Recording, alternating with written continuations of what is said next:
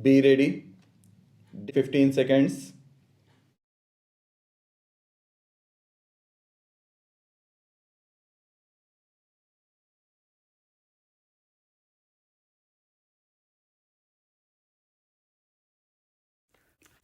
Mr. Vice Chairman, Sir, I rise to lend support to the resolution moved by my friend with full throated voice.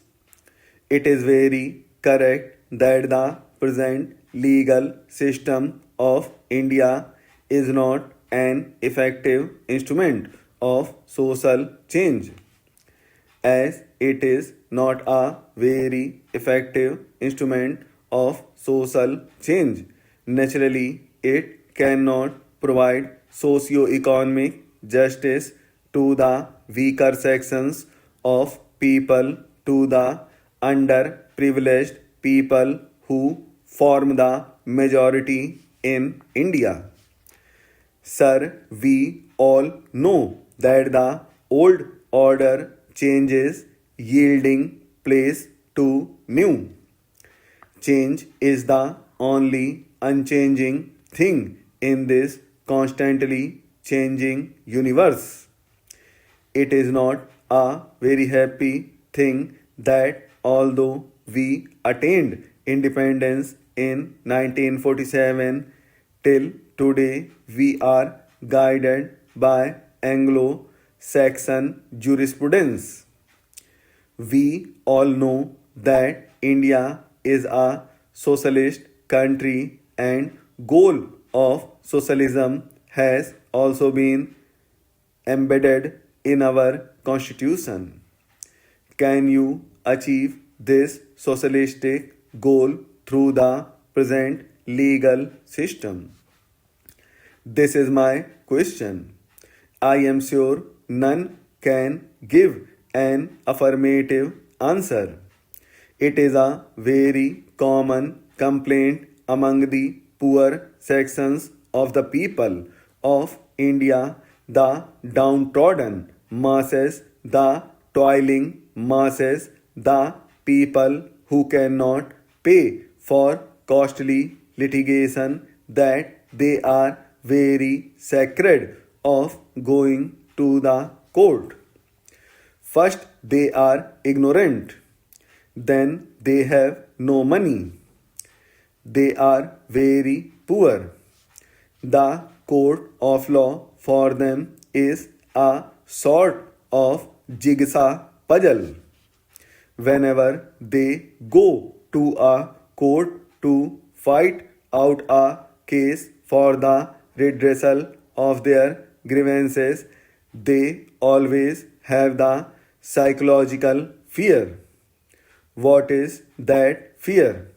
What is the use of going to the court?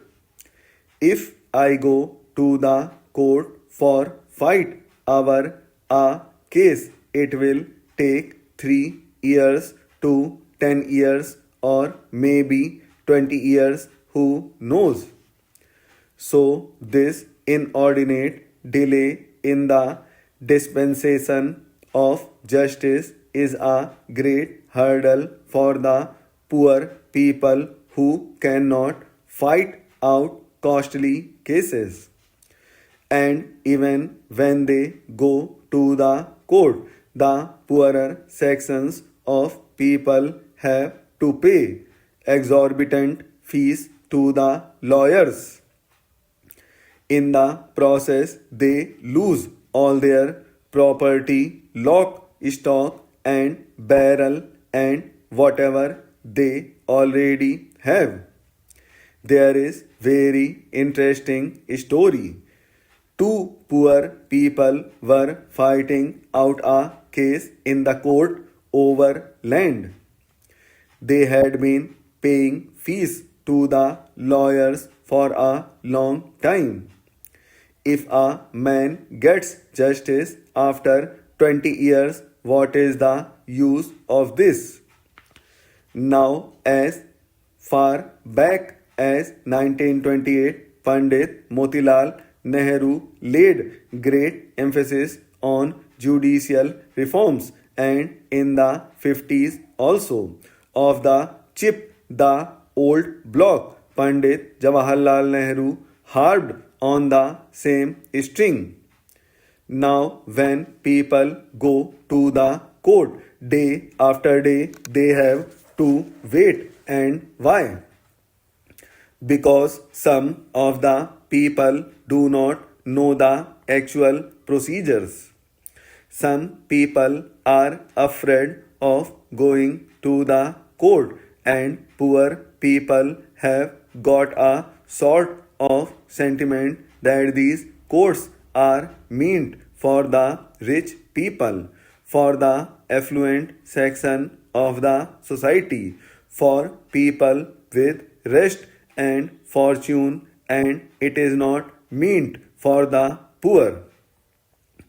If we introduce this sort of judicial reforms by appointing a commission by which this sort of misgivings and apprehensions are utterly removed from the minds of the poor people of India, the earlier is done, the better it is for our country.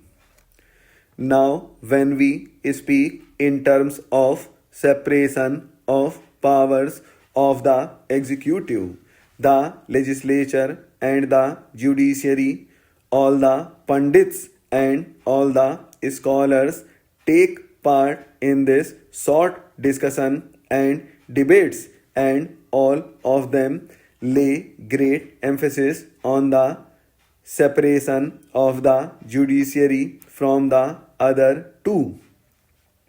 There is a great reason behind it.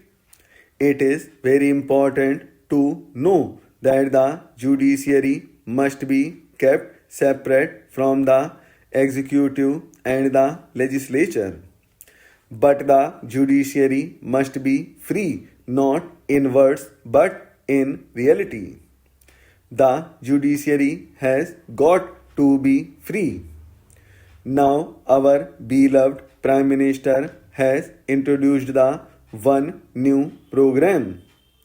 There are many schemes under this program, and I have found that under this one new program, lands have been distributed free to the landless people. But what happened the moment the Janta regime came?